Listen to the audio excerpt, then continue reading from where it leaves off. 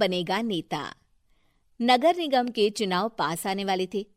पूरे कानपुर शहर में टिकट को लेकर मारामारी शुरू थी, लेकिन सबसे ज्यादा चर्चा में वार्ड नंबर 40 की सीट थी। वो इसलिए क्योंकि इस बार वहां की सीट महिला के लिए आरक्षित थी। अब सवाल ये था कि चुनाव लड़ेगा कौन। इससे पहले ठाकुर साहब वहां से पार्षद थे और इस बार उन्होंने अपनी पत्नी सीमा ठाकुर को टिकट दिलवाई और ठाकुर साहब की शान के कारण सीमा जी ने 20,000 वोटों से चुनाव जीत लिया। अरे बधाई हो सीमा भाभी, अब तो आप वार्ड की पार्षद बन गई हैं। अब तो हमारे काम आप ही करवाएंगी। अरे ये तो सिर्फ नाम की पार्षद बनी है, वो तो महिला सीट आ गई, वरना पार्षद तो मुझे ही बनना था। अब भले ही चेहरा इसका होगा, लेकिन पावर तो मेरी ही होगी। अरे वाह भाई साहब, क्या दिमाग लगाया है आपने भी। आइए आप लोग, खाना लगा दिया है सबके लिए। सीमा जी पार्षद बन चुकी थीं, फिर भी उनकी एक ना चलती। सारे काम ठाकुर साहब खुद ही संभाल लेते और जहां जरूरत पड़ती वहां सीमा जी का अंगूठा लगवा लेते। सीमा जी ज्यादा पढ़ी लिखी भी नहीं थी। एक दिन ठाकुर साहब और सीमा एक प्रोग्राम में जाते हैं। अरे ठाकुर साहब, आप आ गए। ओहो, पार्षद मैडम भी आ गई हैं। स्वागत है आप दोनों का। लगता है हमारे पार्षद फंड का सही इस्तेमाल हो रहा है।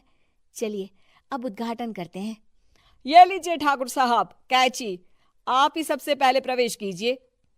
सब लोग आगे निकल जाते हैं और सीमा जी पार्षद होने के बावजूद भी पीछे खड़ी रह जाती हैं।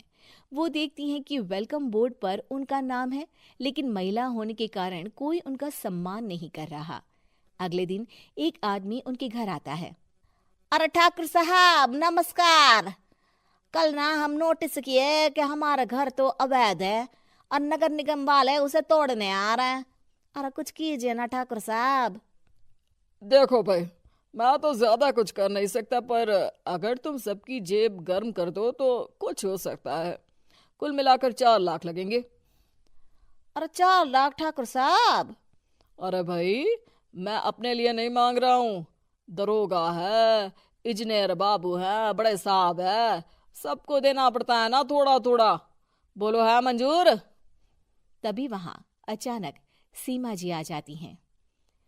अरे ये आप क्या कर रहे हैं? पहले इन्हीं लोगों से तो आपने वोट मांगे, अब इनसे ही पैसे ले रहे हो। अरे चुप रहो तुम। तुम्हारा काम है सिर्फ अंगूठा लगाना, तुम वही किया करो। मुझे दूसरे काम तुम मत सिखाओ, समझी?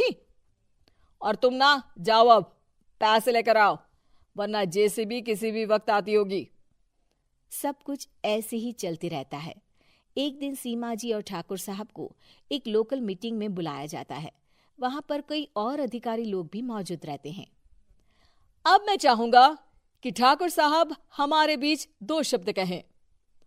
मेरे प्यारे भाइयों और बहनों, आज मेरा सौभाग्य है कि मैं आप सबकी सेवा दिन रात कर पा रहा हूं। आपने मेरी पत्नी को भारी मतों से जिताया है, इसलिए मैं आप सभी का शुक्रगुजार हूं। मैं आप सबसे वादा करता हूं कि हमेशा की तरह हमारे वार्ड में किसी को कोई तकलीफ नहीं आने दूंगा। सभी लोग तालियां बजाने लगते हैं। अब मैं माननीय पार्षद मैडम को स्टेज पे बुलाना चाहूंगा। अपने नाम को बुलाया सुनकर सीमा जी एकदम चौंक जाती है। उन्हें बिल्कुल उम्मीद नहीं थी कि इतनी बड़ी जगह उन्हें मंच पर बुलाया जाएगा। जैसे तैसे वो मंच पर चढ़ती हैं। ऊपर जाते ही सीमा जी को सारी पुरानी बातें याद आ जाती हैं कि किस तरह उनके पति उन्हें कभी भी आगे बढ़ने नहीं देते और उनके नाम से गलत काम करते हैं। वो बोलने लगती हैं, मैं आपके वार्ड की पार्षद सीमा हूं। आप में से बहुत कम लोग ही मुझे जानते होंगे, क्योंकि इससे पहले मुझे कभी ऐसा मौका ही नहीं मिला। सारे मौके मेरे पार्षद पति यानी आपके ठाकुर साहब ही लेते रहे, लेकिन आज ये मौका मुझे मिला है तो मैं इसे ऐसे ही नहीं जाने दूंगी। मैं आपको ये बताना चाहती हूँ कि आपके ठाकुर साहब मेरे नाम की आड़ में गैर कानूनी काम करते हैं, जिस पर अंगूठों के निशान मेरे होते थे। इसीलिए मैं अपनी गलती मानती हूँ और आज अपने पद से इस्तीफा देती हूँ, ताकि आगे से कोई गलत काम ना हो पाए। अब फैसला आप सबके हाथ में है कि आप हमें क्या सजा देना चाहते हैं। सीमा जी की बातें सुनकर ठाकुर साहब के चेहरे का रंग उड़ जाता है और वो शर्म से मुंह नीचा करके वहां से चले जाते हैं और पद से इस्तीफा देकर ही सही सीमा जी अपने आप में आत्मविश्वास महसूस करती हैं।